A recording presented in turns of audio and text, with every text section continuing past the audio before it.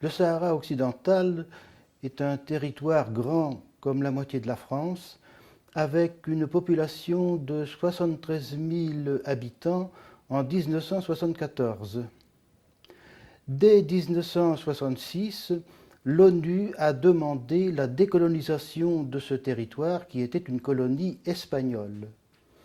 Et l'ONU a demandé alors qu'un référendum d'autodétermination soit organisé dans ce territoire pour le conduire à l'indépendance. Mais le Maroc et la Mauritanie avaient des revendications sur ce territoire. Surtout le Maroc, depuis 1956, il cherchait à récupérer ce territoire et à le rattacher à lui-même. Ces revendications étaient reposées sur des raisons historiques ou juridiques assez floues ou au moins discutables, mais le Maroc y était très attaché.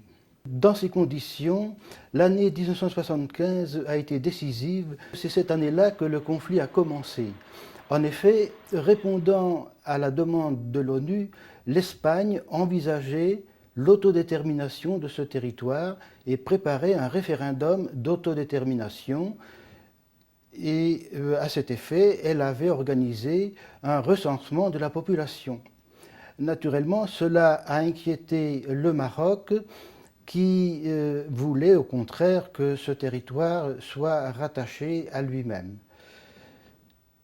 Alors pour trouver une solution à ce conflit qui commençait à surgir, on a emprunté deux voies.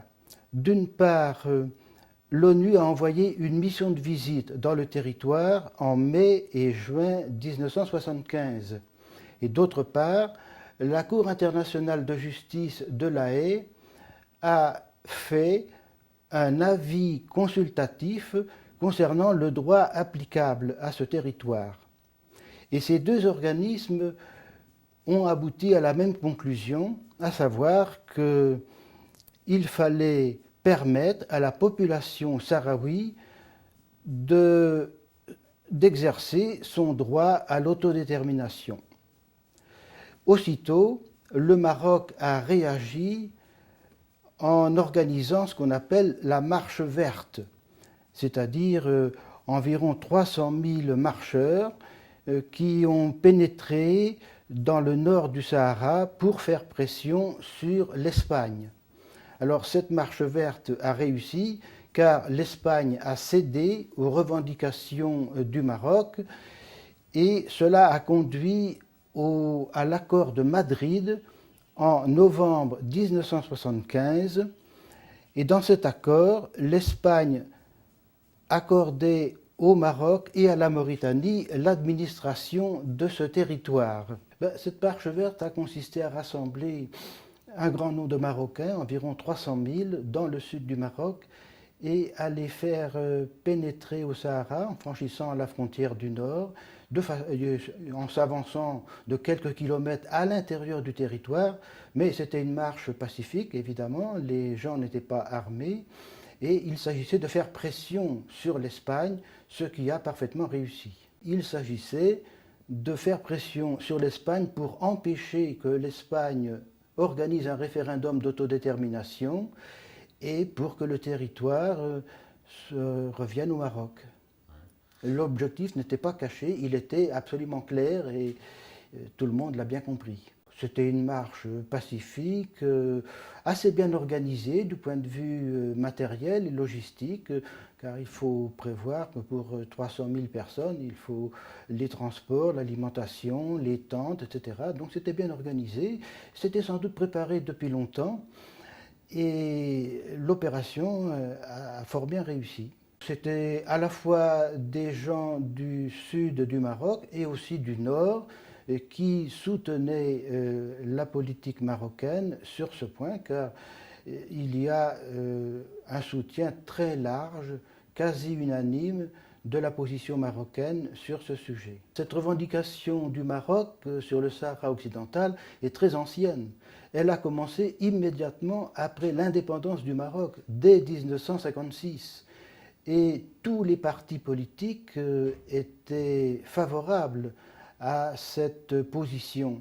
Donc le roi n'a fait que reprendre cette revendication qui était très largement soutenue dans les forces politiques, dans la population aussi. C'était une cause sacrée d'une certaine façon. Et le roi Hassan II a fort bien utilisé cette cause, bien sûr pour obtenir une satisfaction concernant le rattachement de ce territoire, mais aussi pour avoir renforcé le soutien que cette action apportait à son propre pouvoir. On ne peut pas parler de coup de poker, d'abord parce que c'était bien préparé et mesuré, et de façon qu'il n'y ait pas d'affrontement violent. Et de leur côté, les forces espagnoles n'avaient aucune envie de se battre pour défendre ce territoire qu'elles envisageaient de quitter. Donc cette opération, bien préparée, bien menée, a été une réussite et n'a pas engendré de dérapage comme on aurait pu le craindre. Depuis 1973, l'Espagne avait décidé de quitter le territoire et d'y organiser un référendum d'autodétermination, mais qui lui permettrait de conserver certains rapports avec ce territoire, et notamment pour l'exploitation des mines de phosphate, puisque le phosphate était exporté en grande partie vers l'Espagne. Donc l'Espagne était bien décidée, depuis au moins 2 ans, à quitter le territoire et à organiser son autodétermination. Alors, le Maroc ne voulait pas justement qu'un référendum d'autodétermination ait lieu, car cela l'aurait privé de ce territoire. Donc le jeu du Maroc était clair. À partir de l'accord de Madrid, le Maroc et la Mauritanie ont occupé militairement le territoire en se le partageant. Le Maroc prenant le nord et la Mauritanie le sud.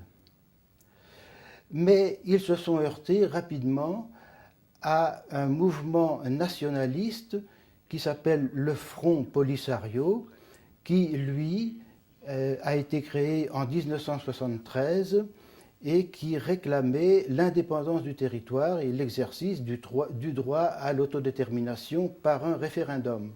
Et le Polisario était soutenu activement par l'Algérie, et par conséquent, cela a déclenché un conflit à partir de la fin de 1975. Alors à partir de mars 1976, le Front Polisario s'est engagé dans une lutte armée contre le Maroc et la Mauritanie. Et le Polisario s'est livré à une guerre de guérilla qui était tout à fait adaptée, car il avait la connaissance du terrain et aussi la mobilité. Et dans les premières années, de 1976 à 1979, le Polisario a remporté des victoires, des succès tout à fait étonnants. Alors, il disposait de forces importantes, environ 10 000 combattants au début, et même une vingtaine de mille plus tard. Il disposait aussi de moyens matériels importants fournis par l'Algérie, et il s'est donc livré à des raids, à des sabotages et aussi à des enlèvements de civils. Alors les raids ou les sabotages concernaient surtout la mine de phosphate de Boukra, qui a été attaquée plusieurs fois, ainsi que le tapis roulant qui transportait le minerai. Également, il y a eu des raids contre la mine de fer de Zouérat, en Mauritanie, et des attaques du chemin de fer qui acheminait ce fer vers la mer. Alors, ces activités militaires étaient très intenses et même inquiétantes pour le Maroc, car le Polisario agissait assez librement et pouvait pénétrer jusque dans le sud du Maroc avec une attaque à Tantan en 1979. Alors, cette action militaire a eu deux conséquences. D'une part, une conséquence politique et d'autre part, une conséquence proprement militaire. La conséquence politique concerne la Mauritanie, qui était plus faible, et un coup d'État a renversé le régime du président Ould Daddah en juillet 1978. Il y a eu ensuite des négociations entre la Mauritanie et le Polisario, et ces négociations ont abouti à un accord, l'accord d'Alger, en août 1979. Et par cet accord, la Mauritanie mettait fin à son engagement, se retirait du territoire, et par conséquent, à partir de ce moment-là, le Maroc a envahi la totalité du Sahara occidental. Ça, c'est la conséquence politique. La conséquence militaire pour le Maroc, c'est d'abord que le Maroc n'arrivait pas à contrôler le territoire et donc, dans un premier temps, il s'est replié sur ce qu'on appelle le triangle utile El Ayoun, Smara, Boukra, qui comprend les mines de phosphate. Et un peu après, le Maroc a construit un mur de terre pour isoler le Sahara occidental et empêcher les incursions du Polisario. Ce mur était assez long et longeait toute la frontière du territoire à l'est et au sud, si bien que ce mur s'est révélé assez efficace. Bien sûr, il y a eu des attaques du Front Polisario pour montrer qu'il pouvait encore se battre, mais finalement, ce mur a réussi à empêcher les incursions des forces du Polisario à l'intérieur du territoire. Alors, les accords d'Ifrane, qui sont des accords verbaux et non écrits, semble-t-il, concernaient la frontière entre le Maroc et l'Algérie. Or, cette frontière, à l'époque, n'était pas tout à fait fixée dans le sud, précisément au niveau de Tindouf et du Sahara occidental. Donc, on s'est mis d'accord pour garder les frontières actuelles qui étaient quand même assez imprécises. C'est en cela que consistent les accords d'Ifrane pour l'essentiel. À l'époque, la question du Sahara occidental n'a pas été vraiment abordée, car n'oublions pas qu'à cette époque, l'ONU demandait l'autodétermination de ce territoire. Naturellement, l'Algérie soutenait ce point de vue.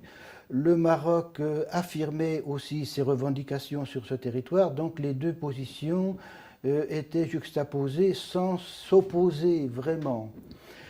Là-dessus, l'Algérie avait une certaine ambition, notamment le ministère de l'Industrie.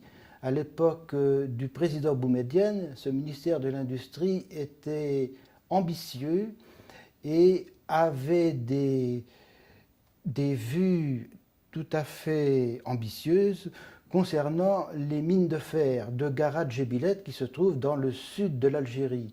Le problème, c'est que le fer de cette région, les réserves sont considérables et de bonne qualité, mais l'acheminement vers la mer posait un problème. Ou bien on faisait une voie ferrée pour aller vers la Méditerranée, mais c'est très long, ou bien on faisait une voie ferrée pour aller vers l'Atlantique en traversant le Sahara occidental. C'est beaucoup plus court et plus faisable. Il semble que le Maroc le roi Hassan II n'avait pas d'objection à ce projet industriel qui consistait à construire une voie ferrée. Mais encore une fois, cette idée était celle du ministère de l'Industrie, qui était très dynamique à l'époque en Algérie, plutôt que celle du président Boumedienne. Et on s'est aperçu assez vite que c'était un projet surdimensionné et inutile, très coûteux, alors que le fer, on en a un peu partout et que le fer de Garadjébilette n'était pas prioritaire. L'année suivante, en 1970, il y a eu une nouvelle rencontre entre Hassan II et Boumedienne à Tlemcen. Et en 1972, deux conventions ont été signées entre le Maroc et l'Algérie concernant encore le conflit frontalier. En particulier, le Maroc renonçait à toute revendication sur la région de Tindouf.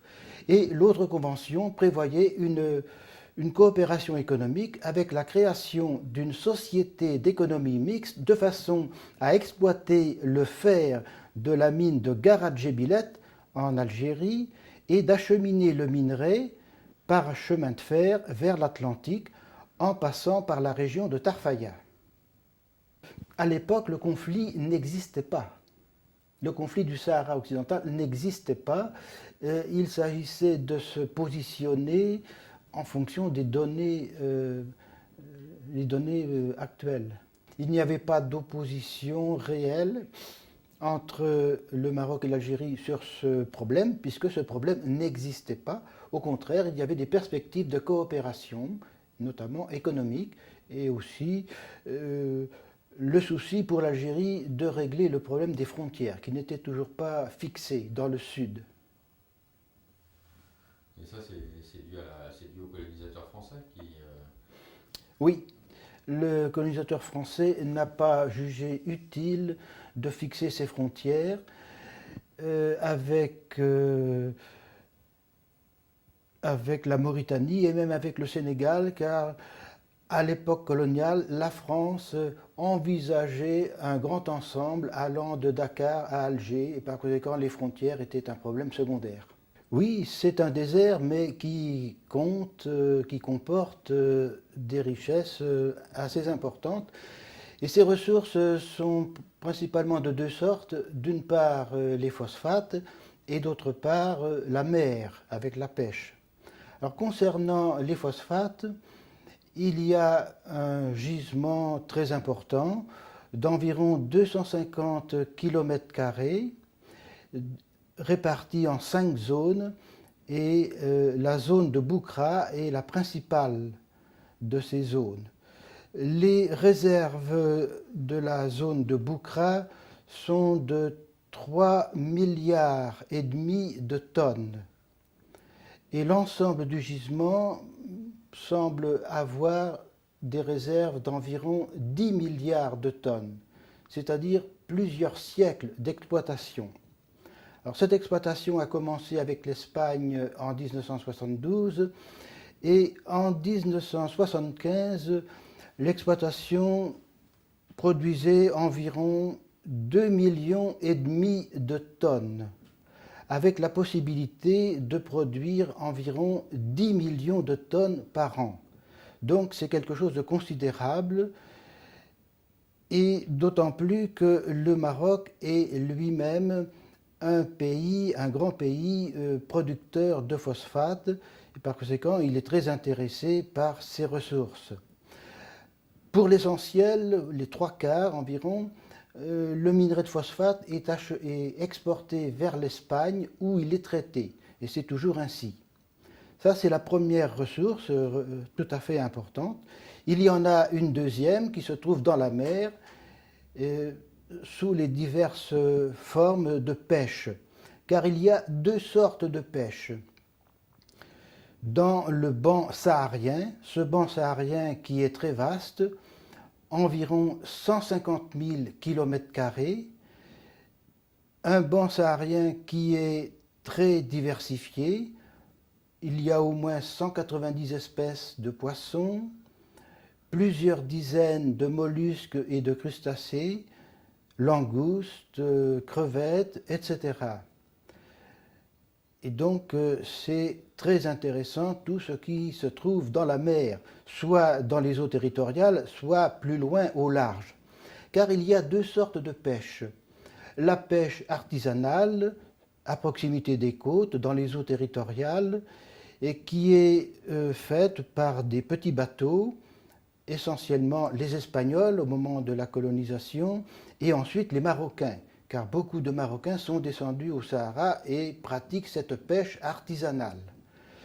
L'autre forme de pêche est très différente, c'est une pêche industrielle, beaucoup plus loin, au large du Sahara occidental, et qui est pratiquée par des navires-usines qui se livrent à des prises énormes, au risque de se livrer vraiment à un pillage, car il n'y a pratiquement aucun contrôle. Alors les bateaux en question, ce sont essentiellement des bateaux étrangers, espagnols bien sûr, mais aussi japonais et russes. Il y a deux autres ressources au moins potentielles. La première, c'est le pétrole. Il y a eu un certain nombre d'explorations qui ont donné des résultats, car on a trouvé des traces de pétrole, notamment dans la région de Tarfaya et dans le nord du Sahara et au large de cette région. Mais il n'y a pas de gisement avéré, et c'est pour cela qu'on n'a pas entrepris une véritable exploitation. Il y a simplement des traces qu'il faudrait sans doute vérifier. La deuxième ressource, c'est le fer.